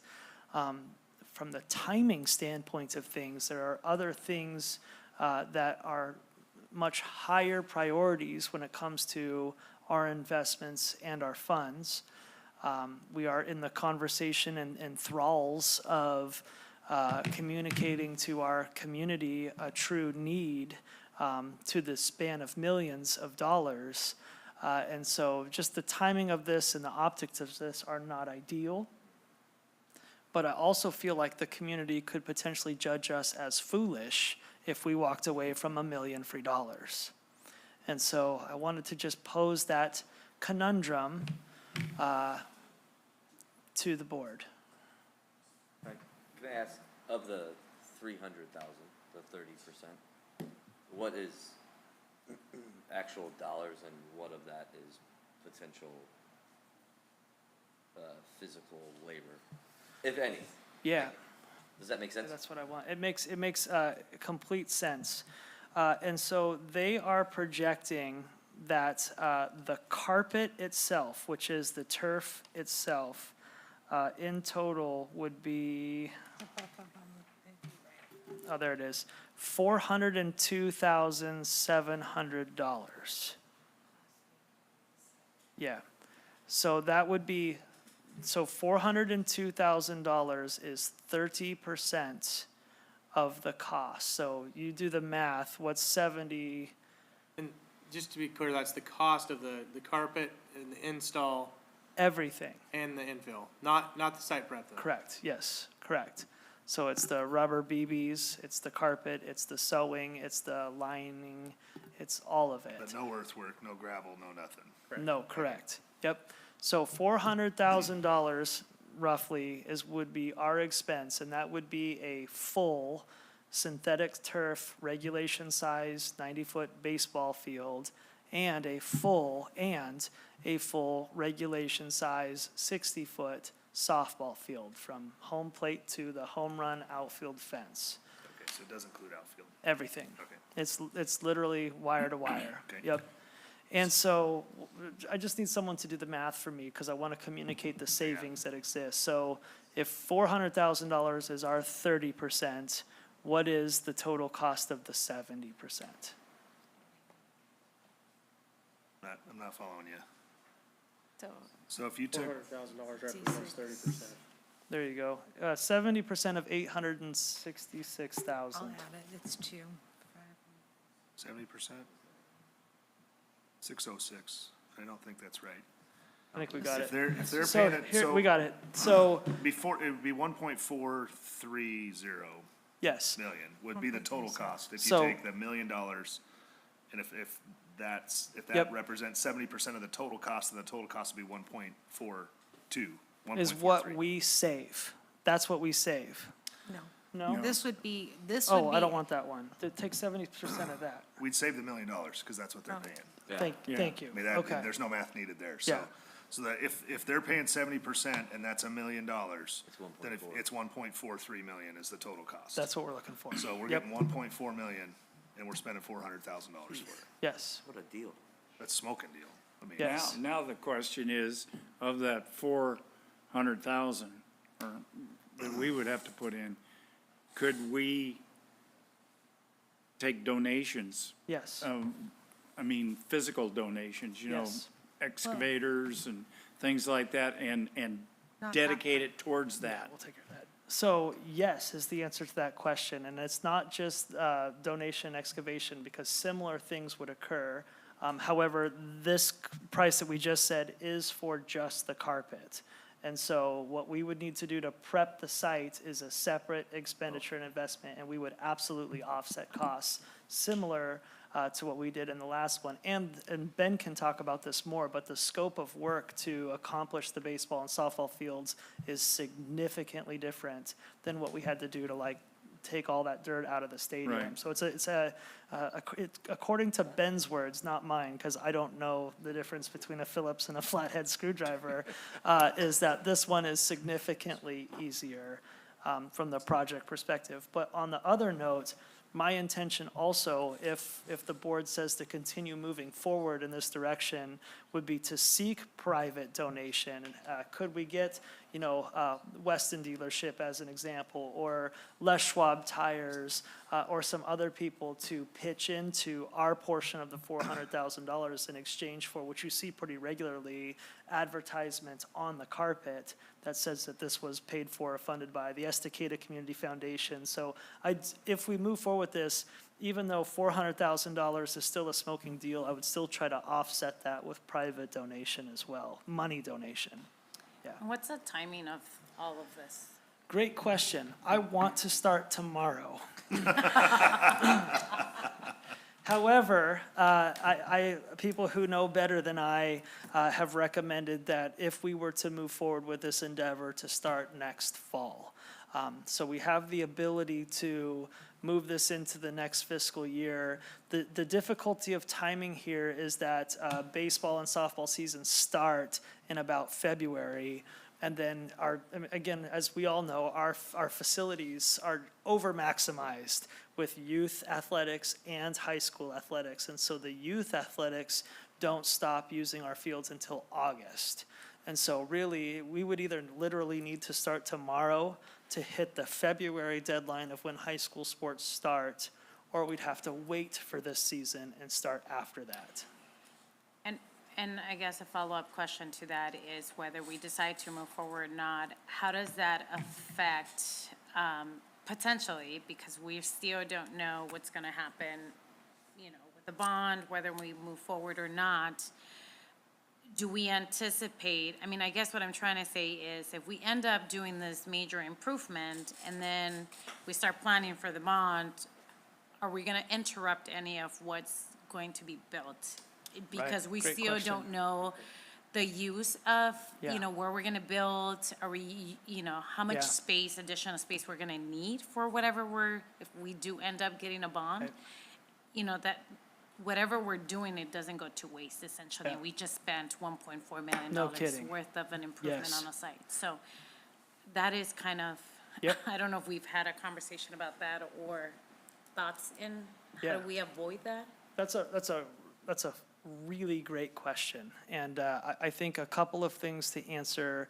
One is, we started with the dream of like redesigning the whole back area and doing like what they call, that 4-leaf clover, where there's, 4 fields kind of butted up against each other. And through our work in the local committees that have been happening, that idea has kind of been cut for cost-saving measures. And so in the plan that's getting closer to finalization in the final bond package is actually to keep our athletic baseball, softball, track, et cetera, where it currently exists in the plan. And so by doing that then would allow us to be able to guarantee that as we upgrade these facilities, this is the permanent home of where this is gonna be. And then when you think about the bond packaging perspective of it, in our current bond package proposal, we have budgeted the turfing of 2 fields, the varsity baseball field and the varsity softball field. And by the way, just for clarification purposes, those are expected to be multi-use facilities. And so in the fall, particularly at the high school varsity baseball field, the outfield is big enough that we can have soccer practice. Our high school soccer team can practice on that too, which is we need more synthetic turf to practice on inside of that. So I just want to clarify, it's multi-use. It's not just, for baseball and softball purposes. But so where this becomes a conundrum again then is, we're telling our community we need to continue to increase our artificial turf. It's saving money, it's getting used left and right, it's preventing injuries, et cetera. And so then do we cut? If we do this and spend the $400,000 on it, do we cut that project from the bond and say, look, community, we're saving you money, this is what we could do instead? Or we have we have a JV baseball field and we have a JV softball field. Do we just say, we said we're gonna do 2 in this package and just move the 2 to that? And by the way, if we did that, then we'd have all of our baseball and softball fields would be artificially turfed. The bond package calls for lights, and so we could literally double the use of those facilities for our community and our school teams. But that's the conundrum, and the decision is, do we pull that away and say 149 million, now it's 148.2, which we save a penny in the bonds by doing it that way, or do we say, hey, community, we did this like you asked us to, now let's just apply these to 2 more fields, which will increase our capacity. And I don't think we're there yet, but capacity is an issue, so. Correct. I think that's something that we need to keep in mind, is if we're able Yeah. to do more, it's still needed. Even if we just turf those fields, we still don't have enough fields. I mean, We still do not have enough fields. in the big long run, so. Yeah, which but- is why lighting it increases the capacity too of 2 more hours of available practice time. I think one other thing to Director Martinez's question, which I think is so noteworthy and needs to be said too, is that if there is a chance, which there's at least a 52% chance right now, that we are unsuccessful in this bond, it's really hard to say that we walked away from something that our community says, I just don't know if the bond and where the bond is in timing is necessarily important, because our community says, go get grants, go save money, but try to chip away at this on your own, right? Put a nickel away for every time you do something. I've been told that before. And so I just don't know if we're trying to do what our community wants us to do, to say no to this because of the bond isn't necessarily, I don't know if I'm making sense when I say you are. that, but this is what they have said. I don't want to give you our additional tax money. You go do this. And we just did it. And so, I don't know. So I think the bottom line is, when do we have to either accept or reject the bond? Accept or reject the bond? grant. Or The grant. Excuse me. The grant. The grant. We need to, in the next probably week or 2, tell them we're gonna do it. Because then they will either save our spot or they will give it to somebody else. But they have told us, they want us to do it this fiscal year. But we're saying, because of next fall as our best opportunity, can we delay it to the next fiscal year? And they said that would be, it's not what they want, but they've done it a few times before. Yep. I don't know if did I answer that correctly? Yeah, I just don't like the answer. Yeah. I would like to have a little more time. Well, I want to start tomorrow, so I'm with you there. Yes, yeah. Yeah. If we need to know in a couple weeks, does that mean we have to do a special? Well, it's, because we're not spending any money, then, I don't need a formal vote or action at this point, because at some point, I'm gonna be coming to you with $400,000 worth of expenditures plus site prep and all the above, and that's when you'd approve that. But if it's the board's wishes for me to move forward, in starting to secure this, talk about funding, communicate publicly, some of those things, because I think, I'm just gonna be transparent. Externally, I think we're gonna be okay, because our community tells us to do this stuff, and this is a celebration for us in doing what our community tells us to do, which is be frugal, find coupons, and improve facilities, right? Where I think the tension is going to exist is actually internal, because of some classroom situations. We talk about temperature control, air conditioning. Like I said before, there's more priorities that our monies need to be focused on than turfing fields.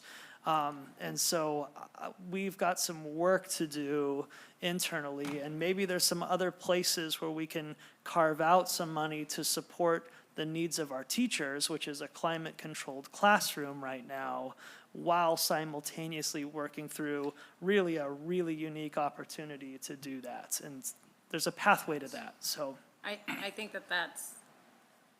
that is true. I mean, I think that's gonna be the challenge, Yeah. as in, it seems like most of the grants or improvement have been, athletics, Yes. sports, versus going after a grant to provide direct support services to our students or staff. And me personally, I think that, that's a challenge Agreed. to swallow. Yes, it is. And I would also add, it's not that we haven't gone out for the grants, but this is one that we were awarded. Yeah. It doesn't change the optics of it, for sure. Yeah. But I agree. Well, That's the challenge. And for humor's sake, we did get a cooling grant, which is phenomenal. It's just in the basketball gym.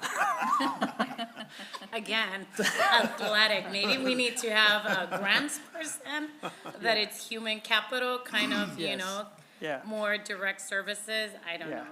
I'm just, just me personally, I just think that agree. it's, Well, thinking out of the box, if we say yes, you go ahead and try to get the grant, and we don't get the bond, economy goes to hell in a handbasket, can we get out of that? Or what are we contractually required? Well, we can get out of it up until we start authorized, because we're going to have to go for an RFP and some other stuff to do all of the work that we're doing. And so until that point, there's always a point of no return. Once we say yes to the authorization of a company to excavate or do whatever, that's when we're definitely pot committed. The thing that has been to our advantage, though, is that we still have some money left over from our COVID ESSER funds that we need to allocate or earmark. And so in either direction, if we use capital, we have to use capital construction for this, but we still have some money where we can support some classroom stuff with some federally funded grant dollars that we could support.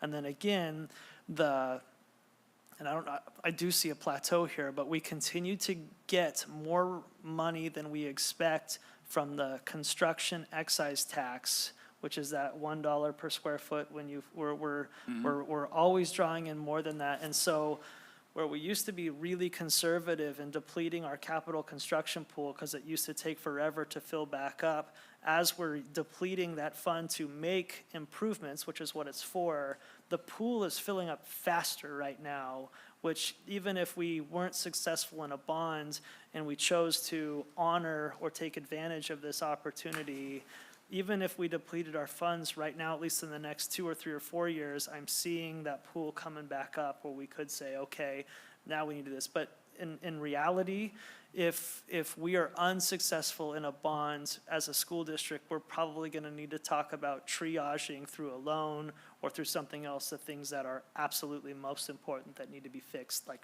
right now. And so that's a different conversation that we would need. And I think climate-controlled classrooms is one of those examples. We'd have to seek alternative funding to just make that happen. I think the other risk that you run if you say, yes, we'll use the grant, and then we end up not using it, that can impact our ability to be awarded grants in the future. That's true. So that's the other part. It's not a contractual, but it becomes Don't a pick them. perception. Yeah. Not that one would be the end of the world, but it's just something we want to be conscious of. Yeah. It's probably on a scorecard somewhere. It's on a scorecard somewhere that they said yes, so we turned everybody else down, and then they Yeah. ended up not using it, so they're scrambling, and the people that are giving them the money to grant the money out, it just turns into a little Yeah. bit of a domino effect. So those ESSER funds, Yeah. have you seriously looked at what the potential opportunity is to offset, student learning Yeah. investment in our, like, heating and cooling or? We have, and that's the biggest barrier of them all. I think the pendulum for us is swinging back to where we started, which I just want to talk about early on when we were trying to do things from a budgetary means.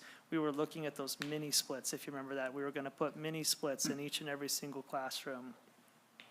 And we were told that that was gonna cost about $250,000 to do the district. It ended up being about $800,000 after inflation and everything else just went crazy. And then we decided, okay, well, let's not do mini splits because that sounds too expensive, and the possible just routine maintenance on each and every single one of those could potentially be taxing to our already pretty stretched thin grounds and maintenance crew. And so we looked at what would it take to just plop one of those giant air conditioners on the roof and just have one and go through our current ducting system, which we believe is cheaper. And by the way, that's what's in our bond package because that's the most quality way to do it to last us a very long time. But because of that, we just had a quote come back at 1.1 million to just do Clackamas River Elementary School, just Clackamas River Elementary School. And so that has kind of moved us back to, again, pass the bond or don't pass the bond, we're still obligated to try to chip away at this thing. And so we have about $300,000 in ESSER funds, which this meets that criteria that we could use this money for. And so now the question has kind of come back to, well, what can we do now with $300,000 to at least do our most hottest classrooms for the few days that we have hot weather?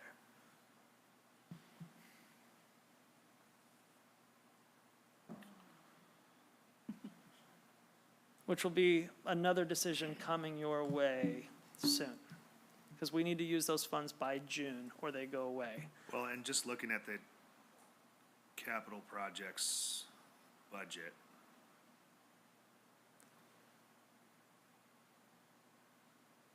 Yeah, never mind. We believe we've got about, even though some things are encumbered there, we expect to have about $900,000 in the capital projects fund at at the board's discretion, nobody else's. This belongs to the board for the ability to utilize only towards asset improvement.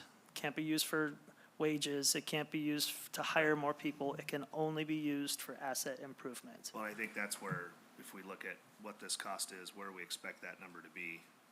Right. Plus the ESSER, right? I mean, Right. if that's the number, then we'll have the money. Right. Between the ESSER, even if we did 400,000, the money's there or will be there based on projections coming Yep. through this year to be able to drop $1 million. Yep. If we needed to. Yeah. So then it becomes, is that the highest priority of where we need the air conditioning? So, but it wouldn't be this building before we know whether we're getting a bond or not. Correct. So, That's true.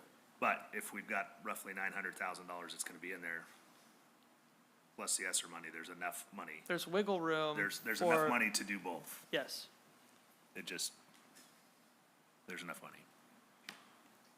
Not a lot left over, but but again, that's just in capital projects, right? So none of that comes out of the general fund. It doesn't impact education or teachers Nope. directly, so.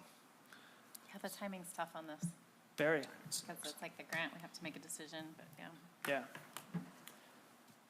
If it's the board's prerogative, I'd like to do a little bit more research, and then I'll give you an update in the next few weeks about how we're moving towards that process, and I can maybe advise you if it's better financially for us to move forward or to pass. But then we would need to do a special session to vote on it. No vote needed, because again, if, Oh, we're not with spending the any money. board's discretion, your superintendent will eventually come to you with a package to then officially vote. I'd like to see more. I mean, Yeah. as much detail as we can. Yep. Preps, site prep, right, all Yeah. of that stuff that's not included in that 1.4, so. Yep. Would be important. Yep. And go ahead, I was gonna say, I'd love for Vice Chair Wheeler to, On the site prep side of things, the football field, the crown in the middle of it was 4.5 feet taller. Well, 3.5 feet taller than it is currently, but we took 4.5 feet of material off. And so, on either the softball or the baseball field, they're relatively flat at this point in time. And we would be talking about removing the grass and maybe another 3 or 4 inches of material. So it's still quite a large sum of dirt, but some benefits are the north complex can utilize any of that topsoil to help the current grass grow better. And so getting it off the current fields and onto those would be pretty advantageous and more cost-effective than the football field. The rock going back in, and then everything that kind of went into the football field, we've talked through it a little bit, and the football field's kind of, I hate to use a Cadillac, because hardly anybody drives a Cadillac, but it's a Cadillac. I mean, it's just the standards of construction of the outfit we chose, and so they did a concrete curb around the outside, or we did, and I mean, it's dialed in. It's a bulletproof field, and it's not to say that these aren't. These might be a Honda Civic that's a little stripped down. They're going to go down the road fine for 300,000 miles, but it's just built differently. It's going to run fine. It's going to do everything totally fine. It's just, I don't know a better way to explain it. It'll be flat. It'll be a playable surface, a safe playable surface that should last every bit of 10 or 15 years. The current one's been there 13 years. Yeah. And it's 14. 14 years. It's got more usage than any one field probably should. And it's held up okay enough that we're still playing softball and baseball on it. So to think that this wouldn't last that same time frame, I wouldn't have any problems with that, from what I've figured out. The material we got to put back in is about half of the amount of rock that we had to put in on the football field. And then the subgrade preparation doesn't exist on these, and for good reason. So, and that's something that we kind of knew as we dove into the football field, that we kind of kept questioning things. And they said, well, when the time comes to replace it, it's going to make it that much easier, and everything's going to be slick and easy. And so it was just an investment we chose to do. The outfit that's doing this, it's kind of interesting. They're a nonprofit, I believe, Community Sports Alliance. And the guy that started this, just to dive into the history and why we're here, is he got sick of, he's a soccer guy, I think, and he got sick of going around to all these underserved communities, from Guatemala to Africa, California, Oregon, and it's actually based in Salem. But he goes and he went to the turf manufacturer and said, hey, how can we go about getting these these schools and communities fields? And so he's been doing it for 20 years, and he's got a laundry list of fields he's done it for. So it's pretty neat that we're part of it and that we were chosen. I think Malala was chosen too, which means when we play away games, soccer and football, that we'll be playing on. Oh my gosh, wow. Yeah, That's so amazing. they're trying to do the same thing, trying to think through it and fit it into their budget as well. There's one other thing I was going to talk about. Must not have been that important. Oh, I think there's community support for some of that cushion of money that we would need to fulfill too. There's been donors that have spoke up previously about helping out with turf. Yep.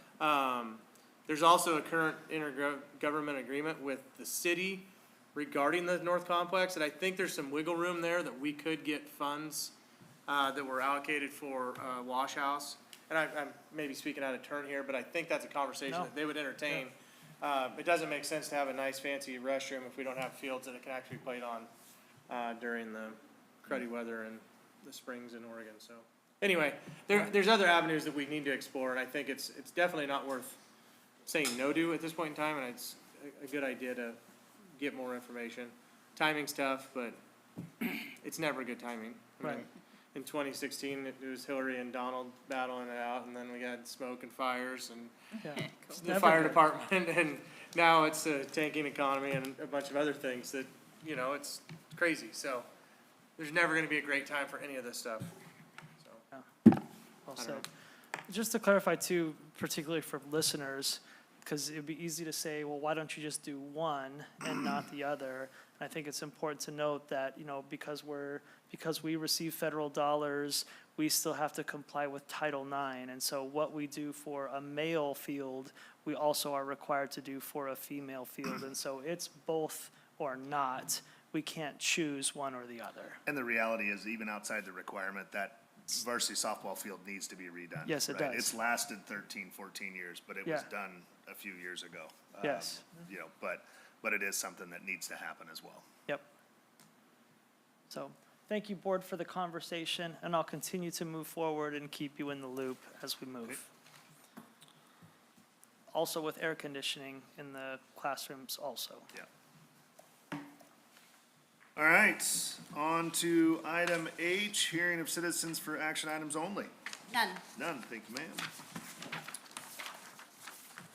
On to item I, action items. The consent agenda includes a package of one or more items to be voted on as a unit. However, if any board member is not in favor of one or more agenda items and prefers to take separate action, a request to the chair anytime prior to the vote will remove that item for a separate vote.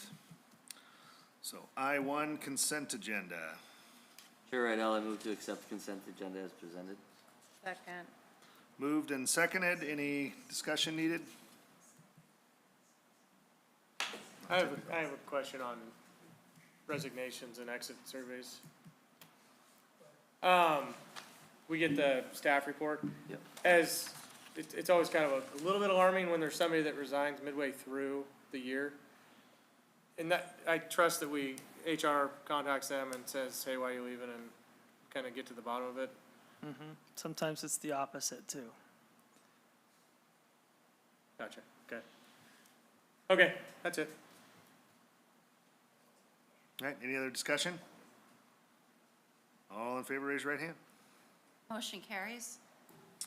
On to item J, the Multnomah ESD contract for school-based nursing services. Chair Rydell, I move to approve the Multnomah ESD contract for the school-based nursing service to support our LEAP student in the amount of $149,867. Second. Moved and seconded, so I think we had talked about this before too, but this is something that we are back in where we should be, that Yes. any contract over $50,000 comes to the school board. Yep. And so that's why this is here, and then I'll kick it to you to explain what it is. Correct. So historically, we have students with very significant medical needs that the district is unable to serve due to staffing or just due to financial constraints.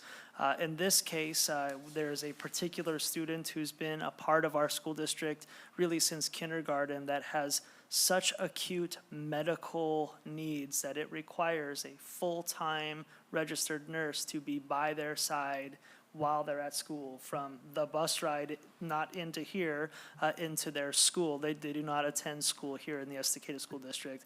They attended at a more specialized school to support a student with these significant disabilities. But that requires, because we are legally, federally obligated to educate all children who live inside our school district, that also means that we have to provide what they need to access their free and appropriate education. And so in this particular case, this is something that we've done for many years, but as we try to transparently be, as we comply with policy, we need your vote to approve this contract of a full-time registered nurse to support this student who's receiving their education outside of our school district. And the only reason why you're approving it is because of the dollar amount to contract this nursing service, not to say yes or no to this child getting a nurse, if that makes sense. Yeah, we don't get to decline providing the service to the student. That would be, Not that we want to, I mean, the Right. student needs it, Yes. but even if there was, there's not a Correct. vehicle to say, no, we're not gonna do it. correct. And we get a discounted, because this is through, all right? Yeah, we do get this at a discounted service. The Multnomah ESD, because of their proximity to the urban area, they have had the ability to contract more nursing services, and then they distribute that out. And so this is us buying into that service like many other districts do, yes. And we do get compensated by the state for this. We get the ADM for this child. We get the weighted ADM for this child for their disability. And this student also qualifies for high-cost disability, which is a different category. So we're getting excess funding for this child. However, I mean, what we're getting for this child and what we're putting into this child is far more than what we get. But we still have a legal responsibility and a moral responsibility to support that. Yeah, good explanation. Any other questions or discussion? Just one other point. Maybe it's for future discussion, but maybe related services like this, we should think about removing from board approval, even though they're over $50,000. Sure. Just to I wouldn't want, I know you're not gonna hold Yeah. up services, but at some point, if we had to, because of a Yeah. contract, Right. and it's a related service for a need for a student, Yeah, I wouldn't wanna hold those up. yeah, just that's a good because of point. the Service needed. Really good point. Future discussion. Yeah, thank you. That is a good point. All right. Any more discussion? All in favor, raise your right hand. Motion carries. On to item K, the new OSEA contract. Right now, I move to approve the OSEA contract as presented. Second. It's been moved and seconded. I know we've talked at length about this, at special sessions, all of that good stuff. So I would kick it off with a big thank you to Superintendent Carpenter and his team of, this was not an easy negotiation. It took a lot of time and a lot of effort. And so staying the course and being very prudent with taxpayer money, with also understanding the current environment and working again in good faith to ensure that our employees are well compensated, well taken care of and well loved, but also understanding that we also need to be good stewards of taxpayer money. So that would be my thank you to you and your team. Thank you. Any other discussion, questions? All right. All in favor, raise your right hand. Motion carries. All right, that brings us to item L, hearing of citizens for non-action items. Yes, we do. Looking Tom at McEnany. Tom, come on down. I'm going to read my paragraph here so you can take your time. As a board, we appreciate and encourage public input. However, Oregon public meeting law requires these sessions to be held in public. This is a meeting in public. It is not a public meeting. Primary difference being that public input may be requested or allowed, but is not required under the law. In other words, you have the right to view, but not necessarily to participate. Policy BDDH is the guide for public participation. In essence, it states that citizens must sign up in advance of the beginning of the regular meeting for an opportunity to speak.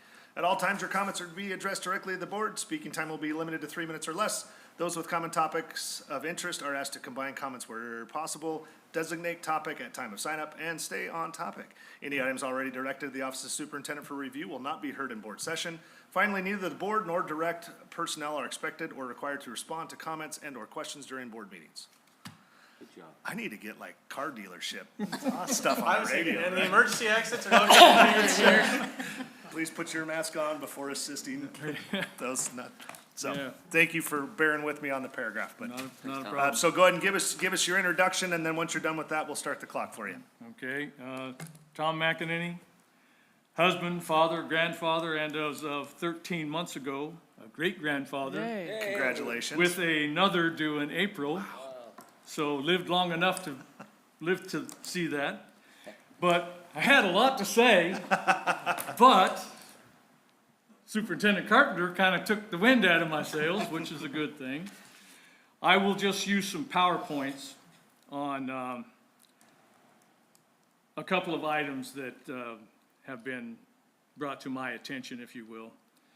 I took the time to film a video in favor of the upcoming bond, in which I believe a necessity, and for which I am paying a price because people close to me know that I'm not in favor of higher taxes.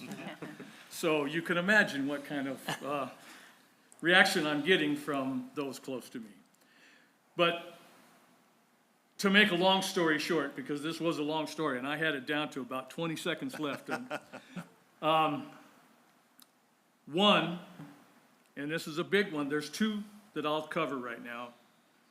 One is a big one, doesn't have anything to do locally, but with the current attack on Israel and the behavior of students in higher education, that's getting people's attention, and they're saying to me, why would I support any education when indoctrination is what they see in higher education? Yep. So that, I've tried to debate that and say, you know, there has to be, you know, it's a separate issue, so please keep it a separate issue. And the other, which Superintendent Carpenter covered, was the fact that Oregon State had lowered the standards for, and that is a big issue with the people who are talking to me. And I went hunting for a while. When I came back, that's when I got the, everybody getting up in my grill about the video I did. And Awesome. your video I just saw last night, very good. Thank you. They all said, yeah, you did a really nice job of speaking and everything, but you're not doing what we've always talked about through our entire, I've lived in this community for over 40 years, so I've seen a lot of things come and go. So that being said, with what you did with that video, I hope it reaches the people that are out speaking to me about, Yeah. how they feel. Yeah. And with you having the open house, that's probably gonna help as well. But all of the, the good news that the girls put out and everything, I had to be the Debbie Downer. Because it's not a poll that somebody else has taken. It's people talking directly to my face, kitchen table talk. So I felt it necessary to, bring it to your attention. Yeah. This is what I'm seeing, hearing, and feeling. Yep. At this time, I'm standing by the video. Okay. As Time's up, long Tom. as long as the communication that these young ladies have put out there and keep putting out there, and all the communication you're doing, I will stand by and I will debate people about it. Amen. I think, I gotta cut you off, Tom. You're past your 3 done? man. Okay. Sorry, I'm really sorry. That's okay. I gotta I have to do it across the board, but I would love to talk to you after the meeting. Thank you for being here and thank you for sharing, Great Tom. job, Appreciate Tom. it. All right. We're on to item M. I think that's it, right? Adjournment. Thank you, everybody, for being here. Have a great night.